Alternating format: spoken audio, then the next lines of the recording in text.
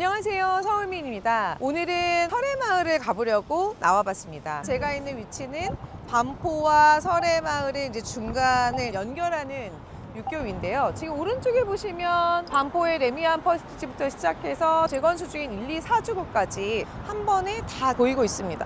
설해마을 쪽은 지금 딱 보셔도 느낌이 완전히 다르죠. 저층 건물과 뒤쪽에는 이제 빌라들이 있는데요. 이 설해마을이 예전과는 다르게 좀 심상치 않습니다. 그래서 오늘은 설해마을의 상황은 어떤지 한번 제가 가보도록 하겠습니다. 따라오시죠.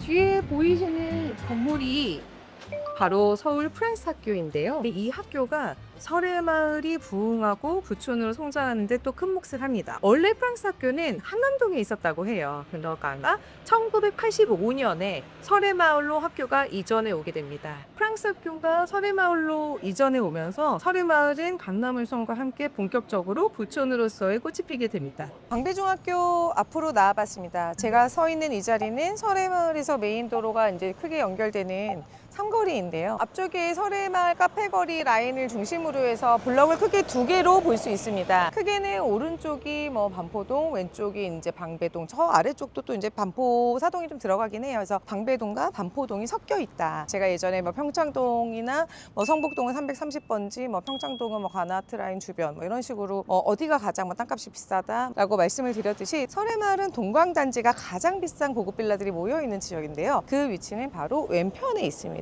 방배중학교의 건너편 쪽에 있는 블럭이 동광단지라고 말씀드릴 수 있고, 제가 지금 서 있는 방배중학교 뒤쪽 블럭을 신동광단지라고 합니다. 각각의 지역별로 또 이제 금액 차이가 있고 분위기나 느낌이 좀 더 다르기도 합니다. 설해마을은 청남동과 한남동 같지 않게 금액이나 여러 가지로 좀 정체가 되어 있는데요. 왜 그런지도 한번 살펴보도록 하겠습니다. 강남원 효성빌라 쪽으로 와봤습니다. 지금 왼편에 보이는 단지가 강남원 효성인데요. 강남원 효성빌라는 1984년도에 준공이 됐었습니다. 총 세대수는 103세대, 동수로는 한 16개 동 정도가 되는데요. 일단 여기는 대지 규모가 엄청나게 큽니다. 대략 한 7,000평 정도. 이전에 말씀드렸던 하이엔드 상품들 같은 경우면 1,000평 내외면 돼도 되게 넓다 이런 얘기를 이제 말씀드렸었는데요. 1,000평 기준으로 하면 7배 되니까 엄청나게 크겠죠.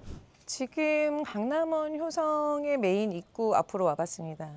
뒤에 딱 보시면 강남원 효성빌라라고 보이고 세월이 딱 보이지 않나요? 나무들이 너무 울창하게 보이는데요. 이 강남원 효성이 결국 설해마을을 부촌으로 이끄는 시작점이었다고 볼 수 있습니다. 84년도에 이 강남원 효성 빌라가 생기면서 롯데 신격호 회장님이라든가 대우건설의 김우중 회장님, 내노라는 재계 이제 회장님들이 많이 거주하셨던 곳으로도 유명한데요. 길 건너 쪽에 있는 반포에 있는 아파트가 들어섰을 때 여기는 사실 오래된 주택들, 자그마한 빌라들, 그렇게 잘 사는 동네가 아니었다고 말씀드렸잖아요. 그랬던 설해마을이 이 주변으로 이런 고급 빌라들이 들어서기 시작을 했었습니다. 설해마을의 시작점 랜드마크라고 볼 수 있는 거죠. 근데 저는 이 입구를 딱 보니까 제가 초등학교 때 친구가 여기에 살았었어요. 4학년, 5학년 때쯤인가 친구가 생일 파티를 한다고 해서 여기 이제 왔었어요. 근데 같은 반 친구들이 모두 입이 그냥 세상에 이런 집이 있어. 약간 문화적 충격이었습니다. 복층구조에 되게 넓은 지하가 있고 넓은 테라스가 있는 세대였었어요. 지하에서 탁구도 치고 테라스에 나가서 뛰어놀았던 그 기억이 있는데 이런 외국 같은 집이 그때 이제 80년대였는데도 있구나라는 게 이제 되게 놀라웠었습니다. 강남원 효성 자체가 테라나설해로 바뀔 예정이어서 시공사가 이제 대우건설로 정해졌고 진행이 잘 되고 있어요. 강남의 거의 최고 빌라를 만들겠다라는 이제 야심을 가지고서 진행이 되고 있는 상태입니다. 90년대는 설해마을의 전성기였다라고도 볼 수 있습니다. 그때 당시 음마아파트가 한 2억 정도 할 때 설해마을의 고급 빌라는 10억이 넘었었으니까요. 2000년 초중반까지 부촌으로서의 명성을 자랑하던 설해마을은 2000년 후반쯤부터 변화가 감지되기 시작을 합니다. 저는 그 시작이 반포 아파트의 재건축이라고 생각을 하는데요. 2009년에 레미안 퍼스티지가 반포주공 아파트의 재건축을 이제 첫 번째로 시작을 하면서 신호탄이 쏘아졌다고 볼 수 있습니다. 2016년에 건너편에 있는 아크로 리버파크, 2023년 입주한 원베일리까지 70년대에 강남 개발로 시작이 되었던 오래된 반포의 아파트가 대규모 대단지, 그것도 일반 아파트가 아닌 고급진 커뮤니티와 단지를 갖춰진 아파트로 변모를 하면서 설해마을의 위상이 점점 점점 약해지기 시작을 했던 건 거죠. 오히려 아파트가 신축이 되고 설해마을에 있는 고급 빌라들이 이제 낙후되기 시작을 합니다. 그러다 보니 조용하고 살기 좋았던, 어떻게 보면 반포에서 가장 상급지였던 설해마을이 새로운 대체제가 생기면서 그 축이 좀 이동을 했다라고 볼 수 있는 건 거죠. 조용하긴 하지만 이거보다는 좀 더 넓고, 그 다음에 커뮤니티가 있고, 말 그대로 시스템이 갖춰진 이제 대단지의 아파트가 그 자리를 대체하기 시작을 했던 겁니다. 반포는 대치와 맞물려서 학군 또한 굉장히 좋습니다. 명문이 세화라든가 개성초등학교도 이전에 왔고, 기존에 있는 공립들도 이제 수준이 상당한데요. 좋은 학군들이 아파트 단지 안에 있거나 가깝기 때문에 그런 걸로 봐도 이제 아파트 수요로 좀 더 넘어갈 수 있는 거죠. 반포 같은 경우에는 한강공원이 바로 코앞에 너무너무 잘 돼 있잖아요. 다른 지역보다도 가장 잘 돼 있다고 볼 수 있습니다. 그렇기 때문에 바로 눈 앞에서 한강뷰를 누릴 수 있고, 또 한강공원을 누릴 수 있고, 그런 것들이 있다 보니 설해마을은 상대적으로 여러 가지로 이제 열세일 수밖에 없는 건 거죠. 청담, 한남동과 공통점은 원래는 고급 빌라촌이었잖아요. 그러니까 반포의 아파트로 갈 수요들은 그쪽으로 이제 흡수가 되면서 빠지게 되고, 그래도 나는 빌라가 좋아하시는 분들은 청담이라든가 한남 쪽으로 움직이기 시작합니다. 그러니까 이런 여러 가지의 이유들이 이제 복합적으로 맞물리면서 설해마을은 어떻게 보면 성장보다는 쇠퇴의 길을 좀 걸었다고나 할까요? 그렇게 볼 수 있을 것 같습니다.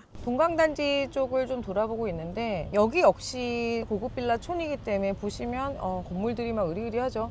동강단지 쪽에는 어퍼하우스라든가 프레스턴, 하늘바람, 여러 가지의 이제 고급 빌라들이 다 모여 있습니다. 물론 이 동네도 유인빌리지 만만치 않게 걸어다니기 불편하다?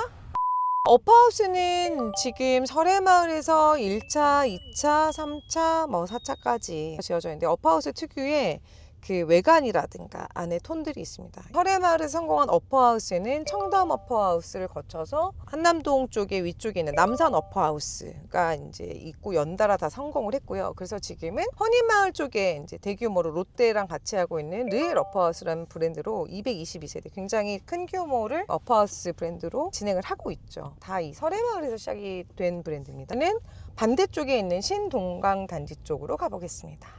근데 이 지금 신동강 단지 쪽의 장점은 아래쪽으로 내려가다 보면 내방역 쪽이 이제 가까워요. 원래는 사실 설해마을도 교통이 불편했는데 서리풀 터널이 개통이 되면서 강남 쪽, 그러니까 테헤란로 쪽으로 가는 접근성이 완전히 좋아졌고요. 내방역 쪽에 가까운 신동강 쪽의 아래쪽에는 이제 작은 빌라들, 그냥 우후죽순 약간 이런 식으로 생기기 시작을 한 거죠. 중간 정도의 대형 평형 위주의 고급 빌라촌이 이 아래쪽 같은 경우에는 뭔가 이제 신축이지만 그런 것들이 좀 우후죽순 생기기 시작을 합니다. 그러면서 저는 개인적으로 봤었을 때는 이 교통의 편리함이 이 프라이빗함을 좀 더 이제 개방화하면서 부촌으로서의 면모가 오히려 좀 더 깎아먹게 되는 그런 부분들도 있지 않았나라고 생각을 하고 있습니다. 오늘 이렇게 설해마을을 다녀와 봤는데요. 현장에서 보셨듯이 설해마을은 결코 에너지를 잃은 동네는 아닙니다. 다만 더 빠르게 변화한 반포의 주거 환경에 밀리면서 성장이 잠시 멈춰있는 상태에 가깝습니다. 이 땅이 가진 본질적인 가치는 여전히 유효하기 때문인데요. 설해마을의 정치 이유를 다시 정리해 보자면 크게는 세 가지입니다. 첫 번째, 반포의 대단지 신축이라는 강력한 대체제가 생겼고, 두 번째, 설해마을의 고급 빌라는 시간이 지나면서 노후화가 됐고, 세 번째, 서리풀 터널의 개통으로 교통이 개선이 되면서 아이러니하게도 설해마을이 갖고 있던 고립성과 프라이빗함이 일부 완화되었습니다. 그 과정에서 일부 구간에서는 소규모 개발이 늘어나며 고급 주거지로서의 색이 다소 옅어진 측면도 있습니다. 그렇다면 지금 설해마을은 어떤 위치일까요? 과거에는 한남, 청담과 함께 최상위 부촌이었다면 지금은 그중 하나라기보단 선택지 중 하나가 된 상태입니다. 이 동네는 지금 가장 비싼 동네는 아니지만 가장 선택이 명확한 동네입니다. 설해마을은 투자로 접근하는 동네라기보다 실거주를 목적으로 들어오는 동네에 가깝습니다. 프라이버시를 중요하게 생각하는 수요, 해외 거주 경험이 있는 자산가들, 그리고 국제학교를 중심으로 한 외국인 커뮤니티까지, 이런 수요는 다른 지역으로 완전히 대체되기는 어렵습니다. 물론 그 사이 일부 수요는 반포로 이동했고, 또 일부는 성수 같은 새로운 지역으로 이동했습니다. 성수는 서울숲과 한강을 기반으로 한 신축 하이엔드 주거지들, 알고 계시는 갤러리아 포레나 아크로 서울 포레스트, 트리마제 같은 하이엔드 주거지들이 들어오면서 최근 자산가들의 선택지로 떠오르고 있기 때문입니다. 결국 선택지가 하나 더 생긴 셈이죠. 그래서 중요한 질문은 하나입니다. 설해마을은 지금의 정체가 이어질 동네인지 아니면 다시 한번 흐름을 만들어낼 수 있는 동네인지. 앞에서 보셨던 강남원 효성 이야기 기억하시죠? 그 흐름 위에서 지금 진행되고 있는 프로젝트가 있습니다. 그 프로젝트의 이름은 트라나 설해인데요. 이 프로젝트는 단순한 재건축이라고 보기는 어렵습니다. 설해마을이 다시 변화의 흐름에 올라탈 수 있느냐를 보여주는 첫 번째 시도라고 보는 게 더 맞을 것 같습니다. 강남원 효성이 설해마을을 부촌으로 만들었던 시작점이었다면 트라나 설해 역시 그 흐름 위에서 이어지고 있다고 볼 수 있습니다. 구성을 보면 방향은 분명합니다. 대우건설이 시공을 맡고 130여 세대 규모의 일반 분양은 29세대로 제한되어 있습니다. 약 7,000평 대지의 이 정도 세대수면 세대당 사용할 수 있는 공간 자체가 상당히 여유로운 구조입니다. 이건 결국 단순한 빌라가 아니라 넓은 대지를 기반으로 한 저층형 하이엔드 주거지, 한남더일이나 나인원 한남을 떠올리게 하는 구조인 거죠. 물론 한계는 있습니다. 설해마을은 탁 트인 한강뷰를 가진 지역은 아닙니다. 하지만 반대로 한강뷰 아파트가 줄 수 없는 정오남과 자연에 가까운 주거 환경이 있습니다. 한강뷰가 도시의 전경이라면 이곳은 대지를 넓게 쓰는 저층 주거지만의 여유와 숲세권의 평온함에 더 가깝습니다. 한남더일이나 나인원 한남이 한강뷰 없이도 최상위 주거지로 자리 잡았듯 설해마을 역시 다른 방식의 가능성을 가지고 있다고 볼 수 있습니다. 높이로 경쟁하는 것이 아니라 낮은 밀도와 넓은 대지에서 오는 공간의 질, 그리고 자연과 가까운 주거 환경.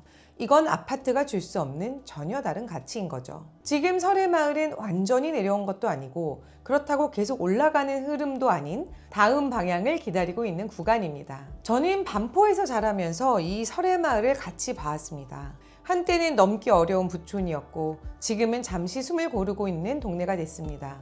그래서 개인적으로는 이 변화의 흐름이 설해마을이 다시 자기 자리를 찾아가는 하나의 계기가 되기를 기대해 봅니다.